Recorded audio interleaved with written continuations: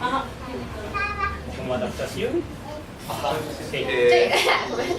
Por ejemplo está La llamada de Cthulhu, ¿no? Que para mí es una muy bella adaptación, muda, blanco y negro, cómo te ponen el islote donde llegan. Cthulhu, que es de plastilina, se ve hermoso. Pero para quien nos gusta el cine del especialismo alemán, de Galileo, estamos viendo ahí un poco de eso.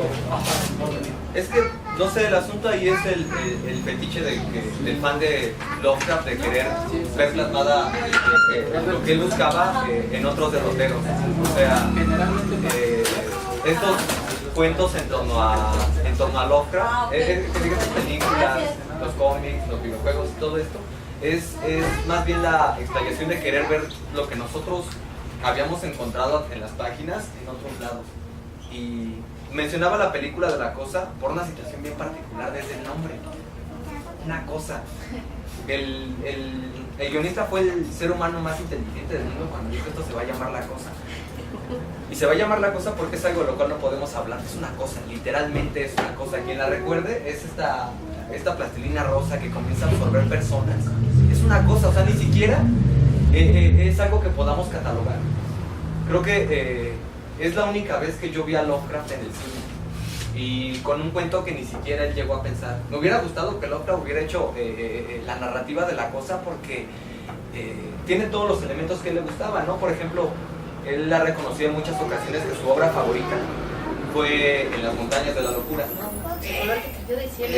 Es En las montañas de la locura. No, él lo dijo en una carta de que la favorita era el color que Se cayó lo del cielo. confiesas. Comienza el debate, a ver. No,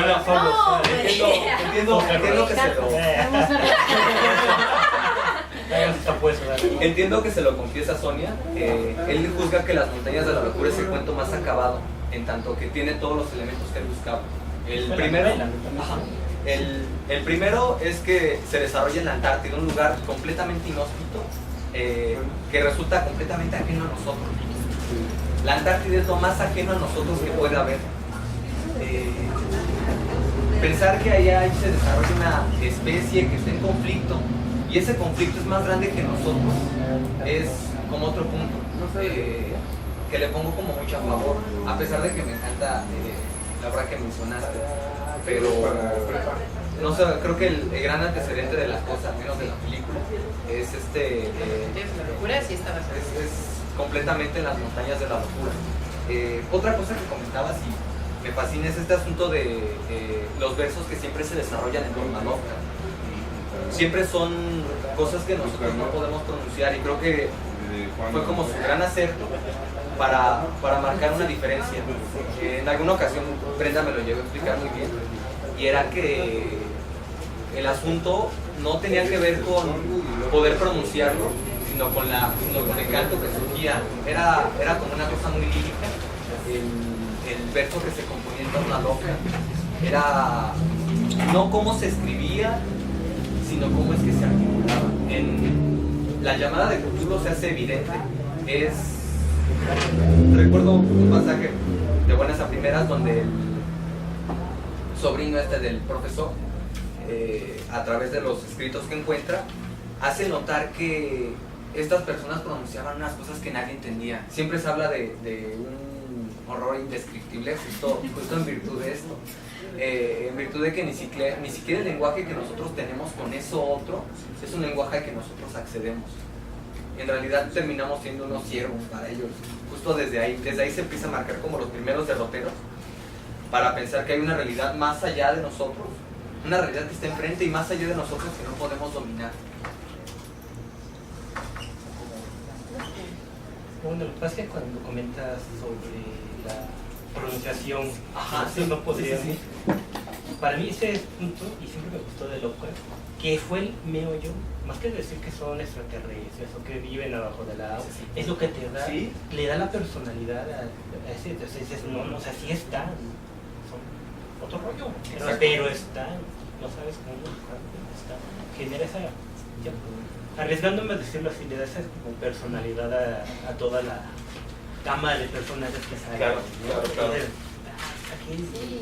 Y es que, por ejemplo, en esa época, por ejemplo, también conocemos a Tolkien, ¿no? El Señor de los Anillos. Y es como que Era la contraparte justamente de Lovecraft de Tolkien. Sí, es antiguo. Es como que era la magia que eran dos mundos totalmente separados, porque Tolkien te especifica cómo es el idioma de los elfos, cómo es de que se comunican los hobbits. O sea, esa parte era como que te especificaba muy bien todo lo que era su mitología. Tolkien quería que tú la entendieras, que tú entendieras todo lo que era inclusive de sus animales fantásticos. Y Lovecraft es como que yo te voy a dar lo que alguien escuchó, lo que alguien dijo, o sea, porque esa era la magia de que es la historia del tío del amigo, porque justamente las personas que lo vivieron quedaron locas, ¿no? Entonces es como que esa situación como que, en el caso era el sobrino del que le tocó vivir toda esa situación. Pero fíjate, también esto nos lleva a una parte que la estamos pasando por alto, ¿no? Que es el famoso Necronomicon. O sea, no podemos hacer un lado al árabe loco, personaje que trata de hablar, de entender que todo eso, no te entiendo, no sé ni de qué me estás. Es que era así. Estás loco. Y es que, o sea, Lovecraft lo colocaba, pero no funciona la situación de explicarlo, que esa era también la magia. Como que te lo mencionaba, ya dependerá de ti cómo te quieras imaginar a este árabe, a qué es lo que estaba escrito en el Necronomicon. Porque, o sea, a mí me acuerdo que me pasó cuando empecé yo a leerlo. Y dice, oye, pues es que tengo que leer el Necronomicon para poder entender las otras historias. Y te quedas, no mames, cuando te enteras que es un libro que no existe, digas, oh, Dios mío. Pero es que es una belleza, porque eso refuerza lo que es el concepto del mito. Porque ya existe el Necronomicon, digo, o sea, depende del Necronomicon, lo vemos en una cantidad de cosas, ¿no? Y hay gente, porque digo, yo he tenido el rosa, cosas que dicen, yo tengo uno y está forrado de piel humana. Yo, por Dios, ¿no? Chido, ¿no? Qué bueno que... De hecho... quiero un autografía por los platos. De hecho, y como dato curioso, en la biblioteca más grande que tiene París, no recuerdo, se tiene una lista de los 10 libros más buscados del mundo, y el primero es el Necronomicon. Y de hecho, se le hace una entrevista al director que mandó a poner eso, y él dijo que se le hace como el más grande mito del mundo. Creo que eso es el convertirse de verdad en lo que uno de mis maestros favoritos llama un literato esencial. Alguien que te dice algo de tal manera que tú terminas por creerlo. Lo sustenta. O sea, ese es el asunto de Lovecraft, diferente de Poe y diferente de toda esta gente. Tú sí le crees. Llegas a leer cosas y dices, sí es cierto, eso puede ser posible. Bueno, que también hay que echarle porras a todo su grupo, ¿no? Que también se encargó de difundir su obra y escribió otros.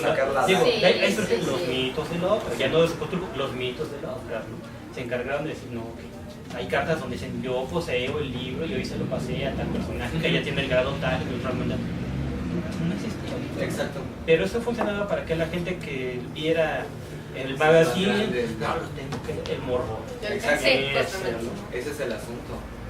Digo, era bello, pero tal vez no se la crees, digamos, a un Tolkien porque él te lo dice, ¿no? Y creo que él fue más sincero en ese sentido. Yo viví la Primera, la Segunda Guerra Mundial, date cuenta que los elfos son los bonitos, los ingleses. Los malos pues son acá la gente de Oriente, y yo escribí un alfabeto para los elfos. Claro. O sea, él te lo dice, yo lo hice y puedes complementarlo. Es más, si tú ves el anillo y checas lo que está dentro y coincide con el alfabeto, puedes leer lo que dice. Él te está diciendo, no te está dejando nada a la imaginación. Lo que pasó con Lovecraft, ¿no? Lovecraft. Hay un libro. Nadie más sabe. Otro sujeto, yo lo tengo. Eso es otro, pero ahora acá salió. Sí. Ande, no, hombre, yo ya lo leí, por si te me lo vas a hacer. Ay, es más peor el asunto, ¿no? Ahí va el mito. Eso es bello, como también nosotros hacemos que crezca el mito. Nosotros estamos adaptando el terror a nuestro momento, a nuestra época. Lo vemos actualmente en cine, lo vemos ahorita. Yo pude haber invitado a una persona que, a ver, tú que me dices que tienes el libro, ven y tal vez no lo traigas porque nada más lo puedes sacar en Noches de Luna Llena, cuando no sé qué, pero háblanos de él y nos va a hablar. Y tal vez está convencido que a uno de ellos le suba la cafila. Y si es cierto, esa, ¿no? Exacto, ese es el asunto. Materializar el horror. Y qué bueno que mencionas lo de el círculo Lovecraft, porque de hecho hay un conflicto entre Lovecraft y Derlet. Sí, de hecho, Derlet, que es el que más billete quiso hacer a partir del el genio de Lovecraft, le puso el nombre a su círculo, a la narrativa que construyó con sus amigos como la narrativa de los mitos de Cthulhu. Y se le puso ese nombre porque Derlet veía que Cthulhu era el personaje más comercial que tenía, y esto a Lovecraft le incomodaba de manera visual, porque quien ha pasado por las páginas de la narrativa Lovecraftiana va a ver que al final del día o en el fondo Cthulhu es el más pequeño de todos, o sea, es el que menos miedo deberías de tener. Sí.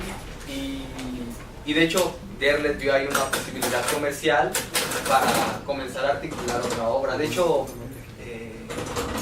bueno, me detengo para no adelantar cosas, pero Derlet es quien introduce, o a quien yo voy a culpar siempre, de hacer que Lovecraft se pueda adaptar al mito cristiano. Sí, de la cosa del bien del mal y eso, pues es que lo que hace Derlet es altamente reconocible. Él abre la editorial de Arkham House, así se llama, es donde, ahora sí que, unas por otras. O sea, si bien podemos decir que Derlet empieza a escribir y pone el nombre de Lovecraft para ser vendido, porque es de, pues, dinero es dinero. Entonces, pues es como que uno diría, no, pues ¿qué te pasa? ¿Por qué haces eso? Pero si no hubiera sido porque él fundó la editorial y él se quedó con sus escritos, aunque no estaba en el testamento, pues es por eso que podemos contar ahorita con la literatura de Lovecraft gracias a ese ejercicio. No, también, por ejemplo, lo que es la defensa de Dagon. Antes de que se casara, él empezó a hacer una serie de 3 ensayos, justamente con el Círculo del Transatlántico, de que justamente él defiende la idea de lo de la religión. O sea, ahí está más que claro de que yo no creo en eso, yo soy escéptico en esto porque la ciencia puede debatir la religión. No, o sea, por eso dice la defensa de Dagon. Y también él estaba en contra de la opinión de Oscar Wilde con respecto a lo del arte. Y con respecto a las weird tales, así las famosas weird tales, no era ni horror ni nada, sino así se denominaban, es que a fuerzas tenía que ser grotesco. Es que si recordábamos las portadas de las revistas Pulp Magazine, era esta mujer desnuda que estaba enfrente a un monstruo, ¿no? Era esta mujer que estaba haciendo sumisa por otra mujer. Entonces, por eso es de que, o sea, esa idea que tenía Oscar Wilde, pues estaba reflejada a nivel visual en ese tipo de ilustraciones. Claro.